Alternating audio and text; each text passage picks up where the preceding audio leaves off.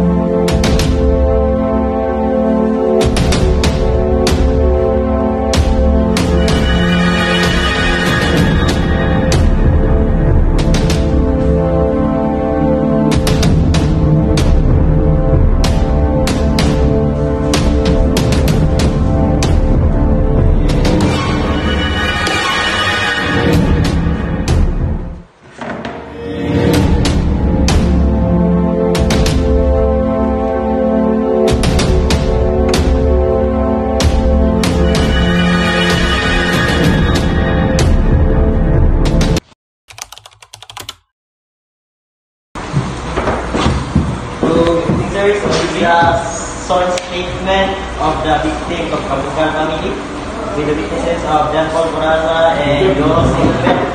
The suspect is Mr. Arisco. The background information in spot report, road sketch or picture of crime scene, and exact money and things that the suspect has struck. Thank you. Thank you, sir.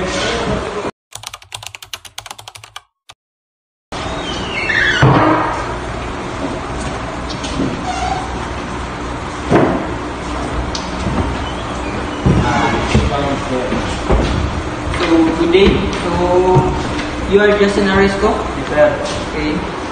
I will first read your rights. You have the right to remain silent. Any statement may be useful or against you in any court of law in the Philippines. You have the right to have a competent and independent counsel, preferably of your own choice.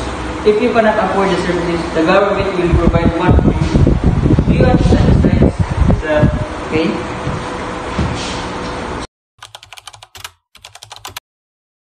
Before we officially begin, I will attach this polygraph instrument or sensor to your body. This record your bodily response.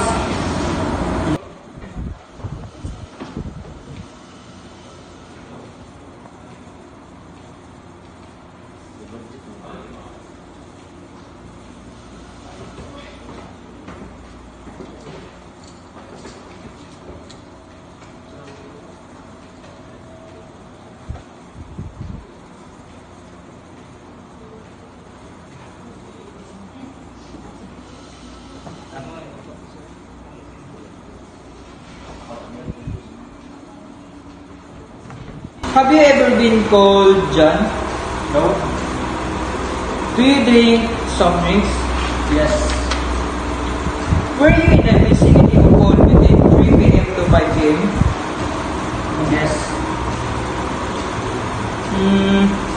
Are you now sitting down? Yes. Did you steal the money of Paul? No? Before reaching 23 years old, have you ever been stole anything? No?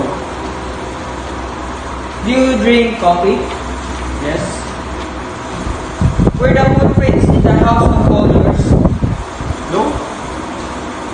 Do you know for sure who stole the money of Paul? No?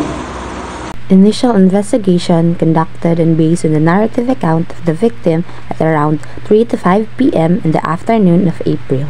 The house of the victim was robbed and numerous expensive items were stolen. Thus, there are certain witnesses. They describe the feature of the suspect and its links and defects in her unique physical characteristics. There are testimonies that link against you. Sir, pagkapobre sir ba, nauna po kawat. May kwarta doon, nakauna nung kawat doon.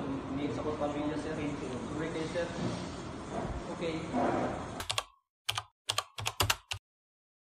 So, we are done in the polygraph test and it shows that you lie in the most aspect, especially in those regarding the robbery case.